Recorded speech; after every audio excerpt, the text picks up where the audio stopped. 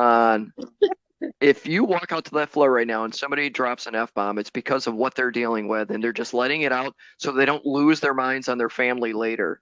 That's how we Right. deal with things in here. And he went into this whole tirade for like 10 minutes. And these Good for these him. HR people just stood back, went, I think we're gonna have to regroup for the afternoon.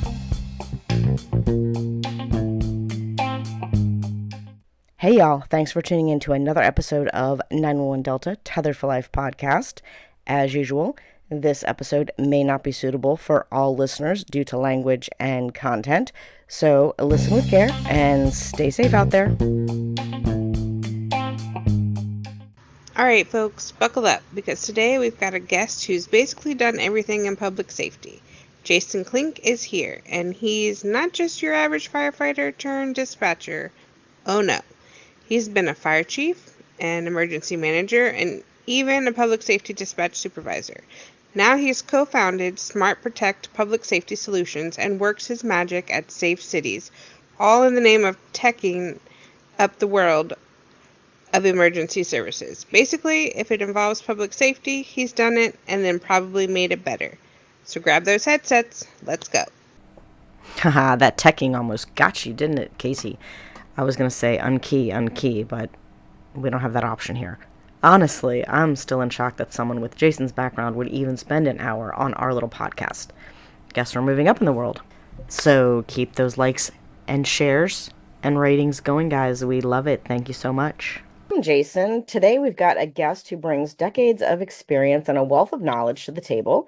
Jason spent 19 years as a dispatcher and an amazing 30 years as a firefighter. He's seen the job from both sides of the mic, and he's here to share his insights and experiences from the front lines and behind the scenes. Jason, we're thrilled to have you join us. So, welcome to 911 Delta, Tethered for Life, and let's hear more about your journey. Thank you. I appreciate that, Anna. Yeah, it's been a long journey. A matter of fact, I was just talking the other day how I grew up in a volunteer firehouse. My father was a volunteer firefighter for 37 years, went up and down the line, was a chief officer. And out of the three, my two brothers and I was the only one that really jumped into the fire service. I got a brother that's a cop and a brother that's a bar owner. Yeah. That's a So great combination, though, in the it, public it safety worked. world. That's It fantastic. works out well for many public safety people. And matter of fact, my brother that's the bar owner actually owned a bar that was across the street from our firehouse, so it worked out even better. That's awesome. Nice, nice. Um, but yeah, I decided this was the path I was going to take, and at 14 years old, I started out as a junior firefighter and started doing that. Then I started looking, well, maybe I'll go to college and get a degree in fire something. Problem with that is I wasn't a great student. So after that, after a year of college, I kind of jumped into the working world.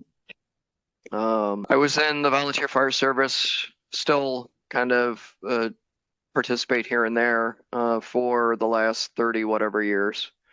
I was a Department of Defense federal firefighter for 5 years when I was a very young man. I worked at a few different military installations. And back then we made $34,000 a year to ride fire truck, and I thought that was great because up to that point I was doing it for free. Um, so that kind of brought me to a couple different states, but ultimately ended up taking the tests, going through the process, and getting hired as a 911 dispatcher here in Syracuse. So that was September 11th of 2000. So my 1 year anniversary on September 11th, 2001 was a little bit of eventful. I bet.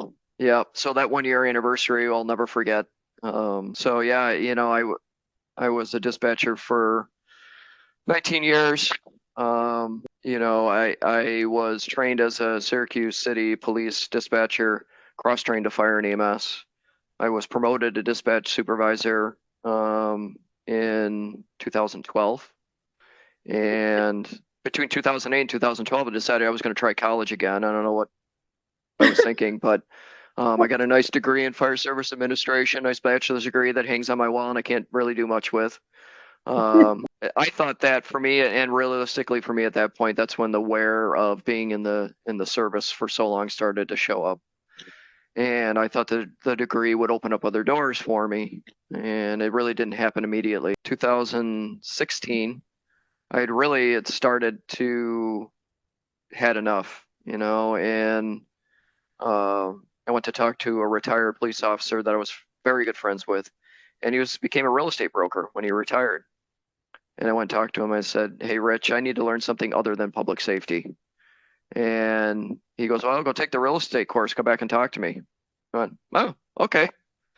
So took the course, got my license, started part-time in real estate in 2017, which really started the ball rolling for me to learn more about business and everything that goes into that, which dove down a deeper hole of like professional personal development.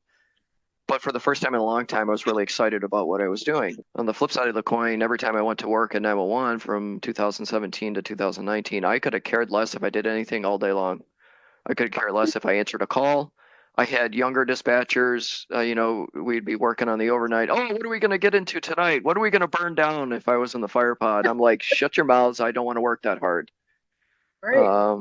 So really, like, my vision, my attitude wasn't the greatest, but at that point, I needed to do something else. And in New York State, to be a dispatcher and retire as a dispatcher, you have to be 55 and have 30 years of service. And nobody should be doing this job that long. No one. Yeah, I agree. We all need to move to Texas because so far they're the winner. 20 years regardless of age. It's kind of like the military, right? So, or the federal service, yeah. So, yeah, or even the police and fire unions that are able to get 20 to 25 years. Doesn't matter how old they are. right. My brother just retired from law enforcement after 22 years, and he's 48, Wow. 48, 49. Yeah. So I watched coworkers come in and they wanted to get to that 30 years. They wanted to max out their retirement, but they were like 57, 58 years old, and they just were tired, but they wanted to get to that 30 years. And I would look at them, and they were great, years prior to that doing their job, but it's like you could see the wear and tear really taking hold, and they just wanted to get to that max retirement. And I'm like, to me, that was just very, very empty. The job up to a certain point was very fulfilling, and having that call for service and to be of service. But for me, like the different pathways, because not only was in the fire department and working 911, but I rode ambulance part-time. I worked at Syracuse University Carrier Dome part-time doing EMS. So all of these different pathways of just continually doing the job day in and day out, it got to be a bit much. I was afforded in 2019, I was afforded an opportunity to jump to the dark side and start working for technology vendors. I picked up a sales job working for a public safety scheduling solution company. And it kind of bounced around to different companies since then, working sales, business development, customer success, utilizing what I learned over 30-something years in public safety to be able to connect and still be in touch with the service and still try to make a difference. And I feel myself more motivated and passionate now than I was in 2019, 18, 17. That sounds really familiar with me too. After 16 years of dispatching, I decided to just put in an application at the local fire department for an admin assistant. Didn't really think much about it and went through the process, and here I am, and still kind of in it, but don't have to do as much. And I absolutely love it. Like the folks I work for, it's just amazing, and I feel refreshed and motivated, and like I don't feel like it's a job like I did when I first started dispatching. Now, like you said, the young folks, they're all up in it. They're, pumped up, but after 70 years, all that fizzles out. Yeah. So, Yeah. Yeah, the excitement kind of loses. In 911, it's just, I'm sure the mental factor is what you make of it, but to me, it's a mental beating day in and day out, depending on the calls that you answer. It most certainly is. So I know you kind of touched base on this. So you've served both as firefighter and dispatcher. Could you tell us a little bit more in depth, what inspired you to transition from fighting fires to working in dispatch? Is it because you were just getting kind of not, I don't want to say burnt out in the firefighting part, but Well, realistically, it's because I couldn't score high enough on a fire test that I scored high enough on the dispatcher test, and it was a logical sidestep. I still was able to participate in firefighting on the volunteer end of things, but um, and it was like me and my buddies went up and down the East Coast when we were 18, 19, 20 years old taking civil service tests. And a majority, actually, all of the guys that I used to travel around with got hired on different fire departments. But for me, I don't know. It just, for whatever reason, the universe took me down the pathway of, hey, go be a dispatcher. And I was like, yeah, cool. Well, and when I came, funny thing is when I guess came into 911, I went through the classroom training, and then at the end of classroom training, they were going to decide what discipline you were going to dispatch. And I was hoping for fire and EMS, and they were like, you're going to be a city police dispatcher. And I went, I know nothing about the city nor the police department. What do you mean? Fast forward to the end of my career, I much rather have dispatched the police cars than the fire trucks. amen. Oh my gosh. So what would you say has been the biggest challenge in each of the roles? Like, I'm sure it's such a different experience Yeah. on both sides of the line. So, Yeah, you mean the difference between fire and 911? yeah, let's start with Yeah. that, and then we can go on to what you're doing now. Yeah, so, I worked in the fire end of things. Like when I started, because I grew up in the volunteer firehouse, I thought I knew everything at 19. And then I started working for the Department of Defense at 21 and working at different military installations. I found out how much I didn't know. But then, coming back and, I went up the line through being a line officer, a chief officer, and eventually fire chief, and learning from different people on leadership skills and that thing. Firefighting was just it felt like it was something that was, and it's corny, but it felt like something that was in my DNA, which I guess it was to an extent.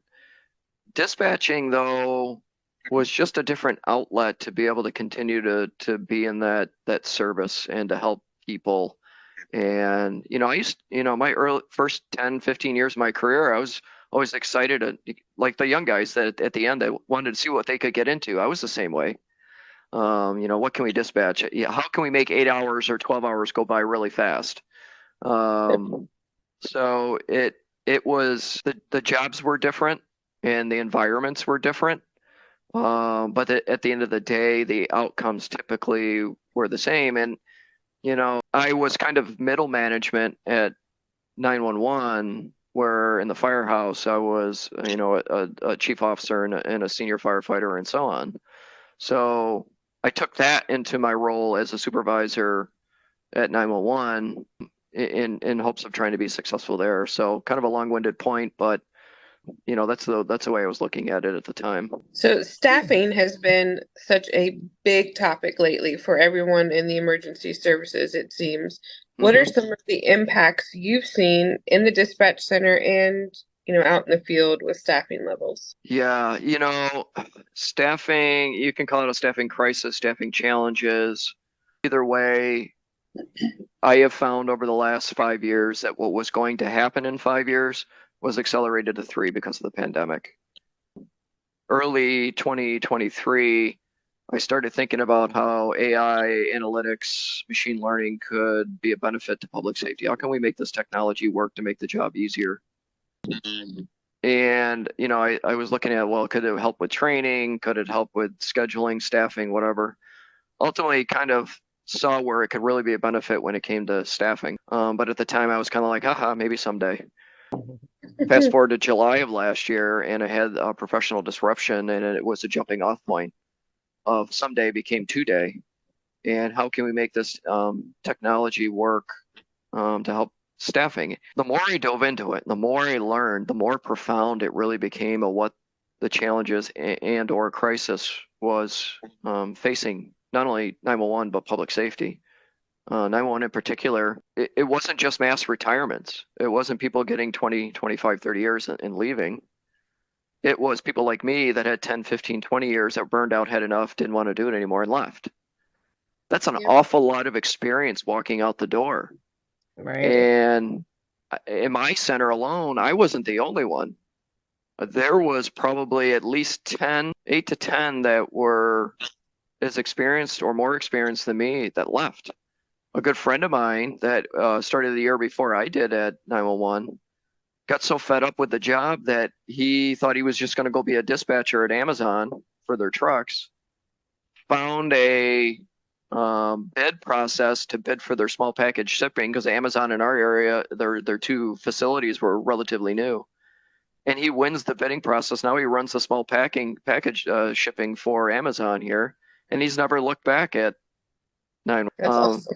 And it's just those things where at some point you got to stop the bleeding, and you can't expect if you're a staff of 100 and you only have 65, how can you expect those folks to continually work 12, 14, 16 hours every single day, taking that mental beating, burning themselves out, just for the promise they can double their salary by getting all the overtime they want, Right. right?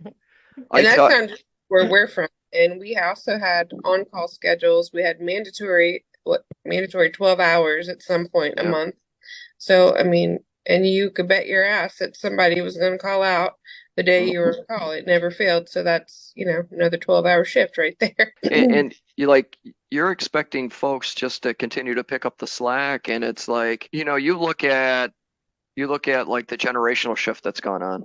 The baby boomers have all but retired. Generation Xers like me are quickly approaching retirement if they haven't retired already. So the predominant workforce is millennials and Gen Zs. And millennials and Gen Zs have a very different outlook when it comes to work, career, work-life balance. That's their big thing. Shifts, shift patterns. They want to work their 8 hours and go home. They want to have a life. They don't want to work 12, 14, 16 hours days. And if they can't just work 8 hours and go home, they're going to take as many days off as they need to. Government loses because you can advertise all you want that you're going to pay somebody $50,000 a year to be a 911 dispatcher and work all those hours, and they look at Amazon and they can go throw packages for $60,000 a year and work 8 hours a day and take less of a mental Yeah. beating.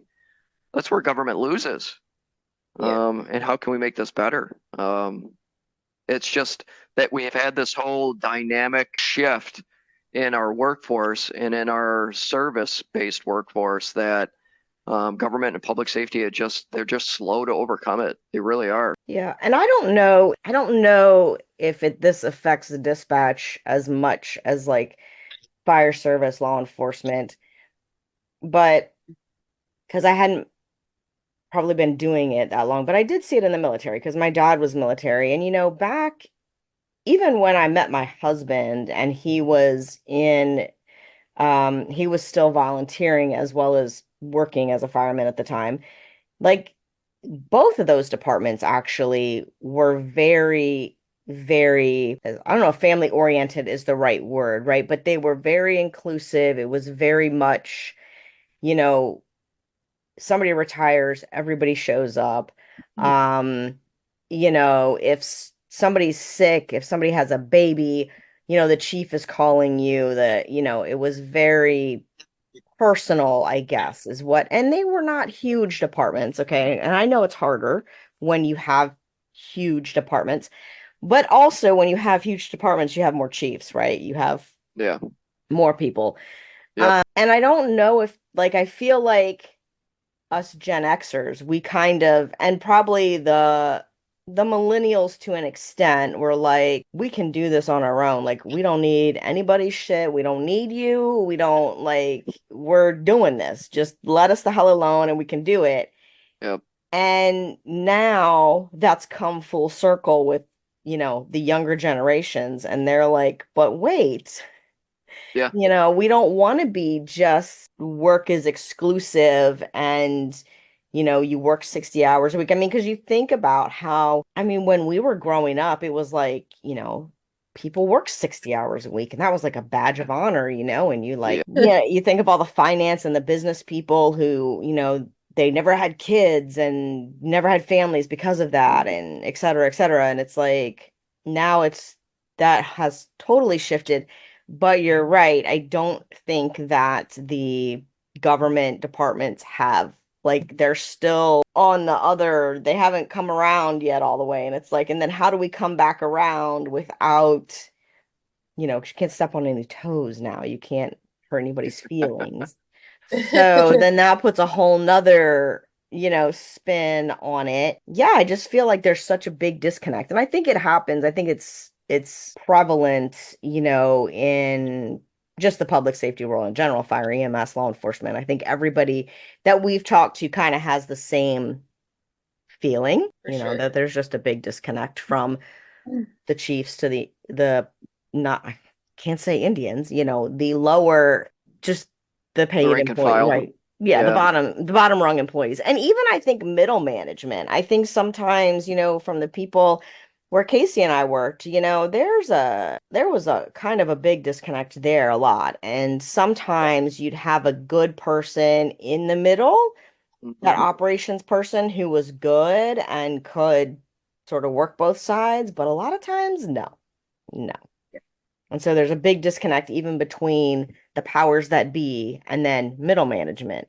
Yep. And then middle management, and then half the time as a dispatcher, you're working the floor. You're not Yeah. managing shit. You're working the floor Yep. because there's not enough people. Right. Right. So, Yeah. what do No, you it's have time for? 100%. I mean, it's one of those things where, like, I have also learned in doing and starting my startup was, or co-founding my startup was, technology is not going to fix everything. It can't fix bad leadership. It can't fix dwindling budgets. Right. But it can help make the job easier. My first interaction when millennials started coming into the workforce was, they work their 8 hours and they stand up and leave. We'd be in queue. We'd have calls on hold, and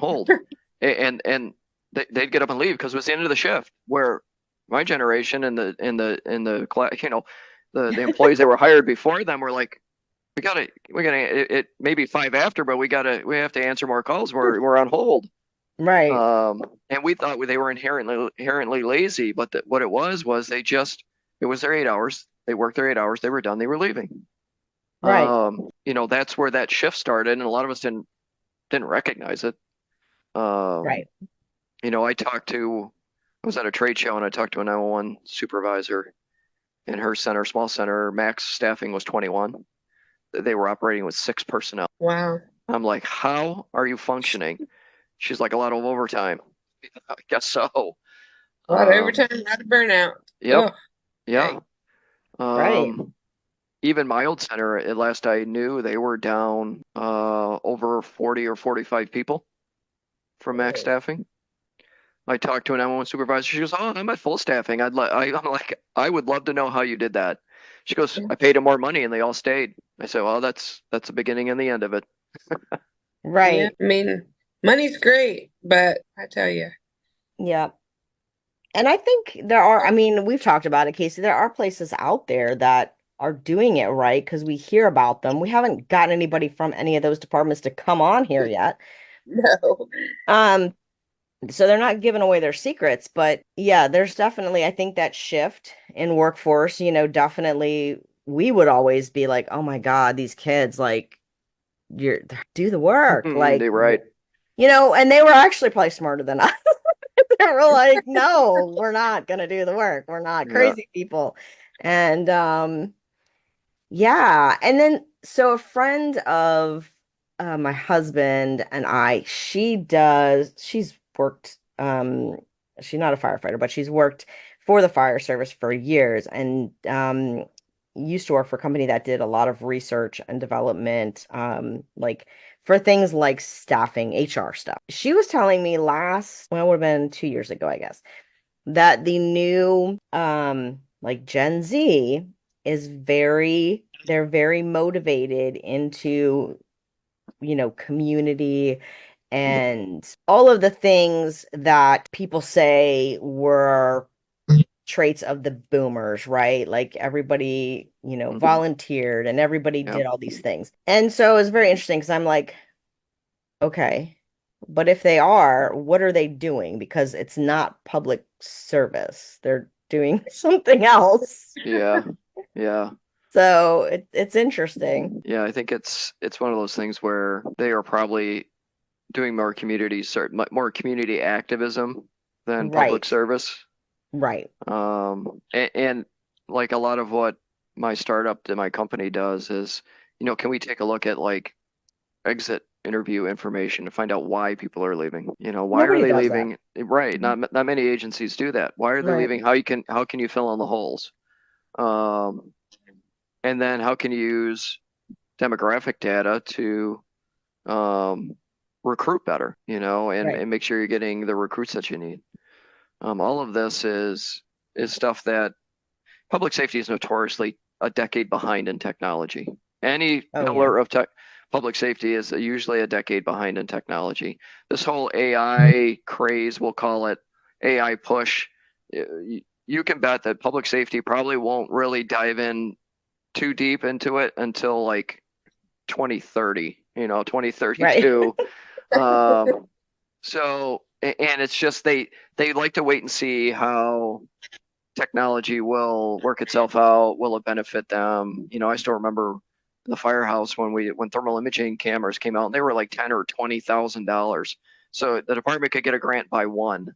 Now they're Right. $1,000 each, and they're in every seat. So Right. it's they get more comfortable with it. The supply and demand evens out, and the prices come down, and so on. Right. But Well, yeah, that kind of plays into my next question is how do you feel that the staffing, the not keeping up with the AI, the new technology, how do you feel that that affects the day-to-day operations? I think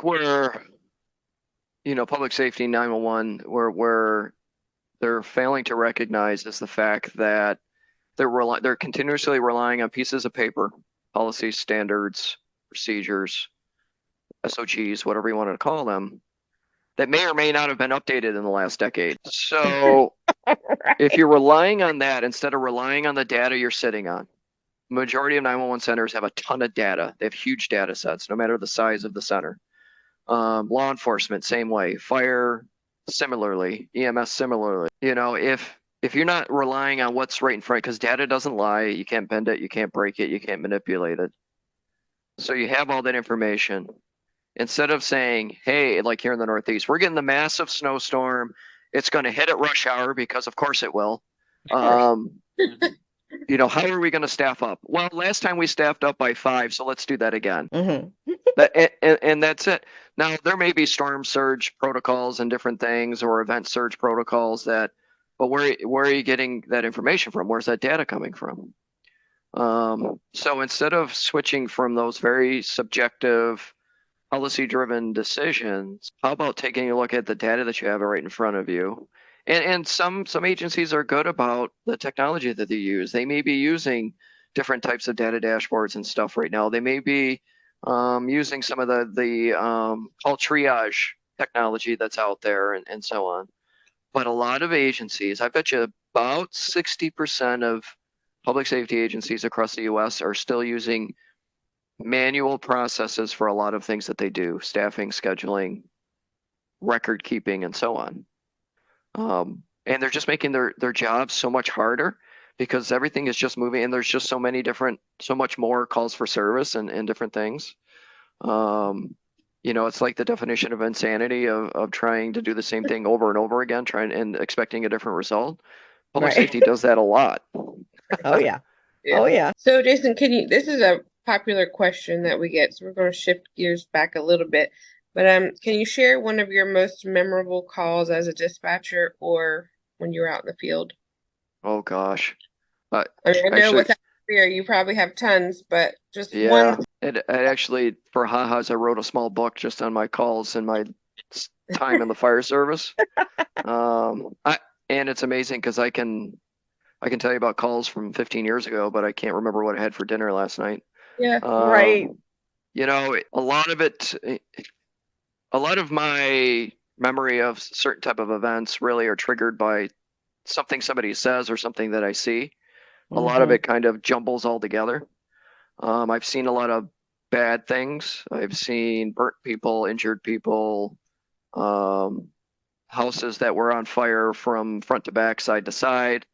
My first suicide call at 911, still remember that because I was in training. And this woman called 911, and I'm sitting next to my trainer, and it's early in the morning. It was like 7 or 7:30 in the morning. And this woman calls, and I think my husband killed himself. And I was like, okay, why do you think this? He left me a note and told me not to come in the garage. Oh, Oh, shit. So I looked at my trainer, and he's like, you got to have her go check the garage. Yeah. So I said, all right. So I instruct her, and I muted. I go, she's going to scream, isn't she? He goes, oh, yeah. So sure enough, she looks in the garage window, and he had shot himself, which obviously for good reason. She was very upset and yelling and so on, and trying to calm her down, trying to, do you think he's dead? Do you think he's alive? That kind of stuff. Still remember that to this day. I bet. I still remember my first suicide call too. Yeah. Yeah. I've taken a ton of calls. I've taken, if I never took another domestic call ever again, I would have been happy. Oh my gosh. Yeah. And we talked about this a couple weeks ago, I think, Casey, but are they not the worst on the Awful. holidays? Yep. What? We used to joke that during the morning you would get all the stove fires. Right. Or chimney fires because people were stoking up the fireplace and cooking their food. Right. And then by 3 or 4 in the afternoon, you could tell when the family started getting sick of each other or drunk. And that's when the domestic started. Because, Redskins are kicking the Cowboys' ass. Yeah. Right. So, yeah, it's, Yep. and some of the calls you could laugh at, some of them could really bother you. I'm glad to see that like mental health awareness is a little bit bigger deal now than it used to be back then. Yeah. You take a bad call and it was, go take a walk or have a good cry and come back to work. Yep. Because some calls are just hard. We all know that. Yes.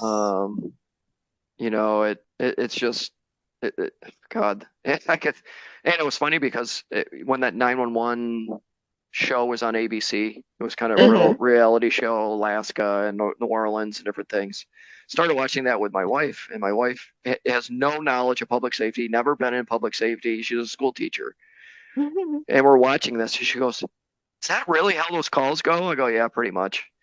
To this day, I can regurgitate EMD in my head, just because it was so memorized. Yeah. But after like 5 or 6 episodes of that show, I'm like, I got to stop watching this. It's just kicking up too much PTSD for me. I don't want to hear this stuff anymore. Right. You start getting like twitchy, and you're like, oh my God. Yeah. There was that one that was on was it on Oxygen, Casey? And it was a dispatch center that was, I don't know if it was Richland, but I feel like it was one of the law enforcement agencies that was also on OP Live. Yeah, before it was OP Live, Live or whatever it used to be called. Live on Patrol, or I don't know, whatever it was, before we couldn't call it that anymore.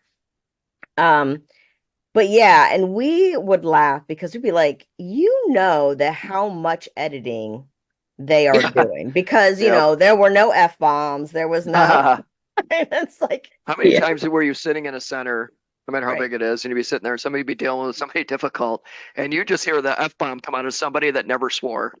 Right. You knew it wasn't going well when you heard that. Right. Yep. Or we would one of our friends, notorious for like unkeying on law enforcement radio and unkeying and then just letting it loose, right? Yep. And you'd be on the phone, like taking some kind of like serious call or something, trying to give CPR instructions. And you would just hear this in the background and you're like, oh my God, I hope that's not going through my mind. Yeah, it just, but people like self-regulated and just let it out while they could because, they're dealing with what they were dealing with. Yeah, I mean, otherwise you would get to a point where you would just blow. I mean, yeah. Yeah, because that wasn't enough, because obviously we've all pushed a lot of shit down through, especially if you've been in it for years, I mean, I Yep. still personally have shit pushed down that I can't or haven't gotten out yet. But I mean, I guess eventually it'll come out. Who knows? But that still bother me. But yeah, I mean, Yeah, I mean you've got to let go what you can when you can, especially if you don't have, like we didn't really get breaks. It was, go pee when you can and eat your food at your desk and Mhm. you know, so it was yeah, you got to do what you can to relieve at least the stress in the moment. And then of course now we know from what we've learned, right, is that a lot of times it's just a buildup from crap that you've been dealing Yeah. with. Yeah. And you're just letting it out in little spurts. Yeah. But I remember a time that it was just after I got promoted, and the center felt that we needed sensitivity training as supervisors. oh So they yeah. bring in county HR to do sensitivity training, and these folks come in Hmm. and they wanted to hold hands and sing Kumbaya. Hmm. ugh, And they were talking about being politically correct and not using swear words and being sensitive and all this stuff. And an hour into this, one of the senior supervisor had finally had enough of hearing this, and he educated this group on if you walk out to that floor right now and somebody drops an F-bomb, it's because of what they're dealing with, and they're just letting it out so they don't lose their minds on their family later. That's how we Right. deal with things in here. And he went into this whole tirade for like 10 minutes. And these Good for these him. HR people just stood back, went, I think we're gonna have to regroup for the afternoon. And they never taught that class at our center ever again. That's good. hilarious. Yeah. Oh They my just gosh. have no clue. People have no idea. It's Yeah. easy for someone who doesn't do what we've done to do this or that, and it's like, sure, how about you have a seat right here and Yep. yeah, well, even Yeah. if you don't do any of the work too, you just listen for a minute. Yep. Because Yeah. people have no idea the They do. No. actual degree of stupidity that exists out there. I mean, wow. Okay, so for those who are listening and might be considering this field or new to it, what's one piece of advice that you would give to them? This job, even though it can be very intense and you have kind of the ebbs and flows of activity, right? And 911 is not always, fire is not always that high intensity call. Fire, you're not going out to fight structure fires every hour on the hour. 911, you're not taking a shooting or something in progress or all the time. A lot of it's the domestics, the larceny invests, the burglary alarms and that kind of thing. But it's still a job, it's a career. And I think that the one thing that they don't push a lot of, at least in my area, is developing yourself personally and professionally. And like I said, I came through an era of time where public safety personnel were just expected to be tough and to deal with things. What I think everybody should in this business after a period of time should have regular therapy sessions to work on personal development so you're the best version of you so you can do the best job that you can. I think a lot of that's been missing. And that's what I would encourage anybody going into public service is to make sure you keep growing so you don't get rooted in a seat somewhere, and it could be in a fire truck, patrol car, 911, whatever. Um, because that keeps the motivation alive, that keeps the passion alive. Get involved in different aspects of the agency. You may not want to be a leader. Not everybody's a leader. You may not want to take and move up the next ranks, but you can still participate in maybe some of the technology things, or maybe some of the training aspect of things, or quality assurance, or whatever it might be. I've seen too many of us in this field that you get rooted in your chair, stuck in a rut. You're just doing the same things day in and day out. You're not improving yourself any. And that's where everything else, the negative factors, start building up. Yeah. I think that's great advice. And I think even if you don't want to be a leader, you can still do the personal development too. Because I think for me, that was something that was huge. And I think probably really I've always been kind of somebody that was interested in that. Like psychology's always been interesting to me, but Mhm. like I think in 2020 when just got really ugly, which I guess you missed that's phase. I did, Um, yeah. that was when I really was like, oh, like, well, we definitely need to figure out what is causing my stress level to be at a 10 all the time, right? Like Yeah. yeah, Yeah. it's got to come down at some point. So I think that's super important for for people coming in. And, if they did it in the beginning, it would be better. It'd be easier. Yeah, for Yes. sure. And I barely made it to 2019. If I had to work during the pandemic, I don't know if I would have made it through that. I just think there was too much nonsense going on. I think the job got a lot harder for no good reason. And I look at it now like, I mean, we all judge our lives now between pre and post pandemic, but I think if I was still working at 911, that really would have been the final straw for me, from what I've heard.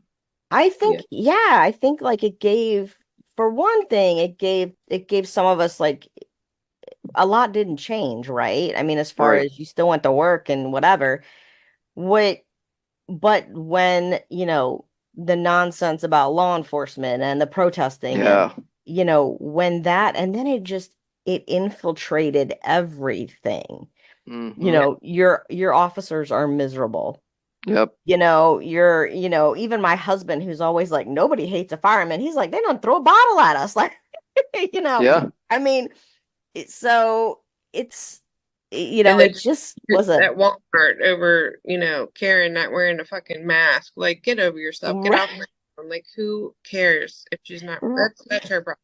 That's it Karen's was Yeah. like two like, viruses at once, right? come on. So yeah, we did work through that. I left in 22. And I wouldn't say it was horrible, horrible, but I mean, it definitely had its moments. Yeah. Yeah. For sure. But our time with you, Jason, is wrapping up.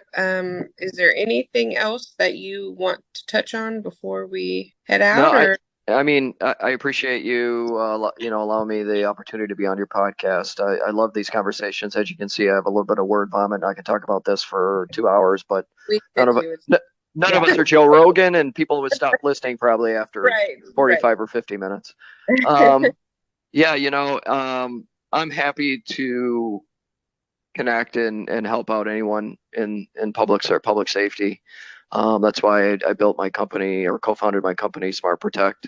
And a little bit on that is just that we're providing data and predictive analytics to better align calls for service with staffing levels and using the best of AI and analytics to be able to do that. And I keep having great conversations with great professionals in this field. And not only seeing where our company can really be a benefit to a lot of public safety agencies, but learning more about how the service is evolving since I left. Mhm. Um, and I think there's still some great people working in public service and public safety. We just have to find ways not only to make the job easier, but bring more people in and keep them there. So. Yes, totally agreed. Well, we want to thank you so much for taking the time to be here with us and sharing your insights and experiences with us. Your dual perspective as a firefighter and dispatcher and thereon is invaluable. So we definitely appreciate your time. Thank you so Yeah. much. Thank you so much for joining us and sharing your experience. We know our listeners are going to take away a lot from everything you shared, and check out the company Smart Protect. It sounds amazing. I wish our center had used something like that. Thank you so much. Okay. Appreciate it. Thanks. Take care. That's a wrap for today's episode of 911 Delta Tether for Life. We hope you got something valuable from today's chat, and we'd love for you to keep the conversation going. So don't forget to rate the podcast. It helps more listeners find us, and it keeps us doing what we do. And hey, if you enjoyed today's episode, share with your friends, your team, or anyone who could use a little insight on public safety and mental health. You can also stay in the loop by following us on social media. We're always posting updates, extras, and more. Thanks for tuning in, and we'll catch you next time. Bye.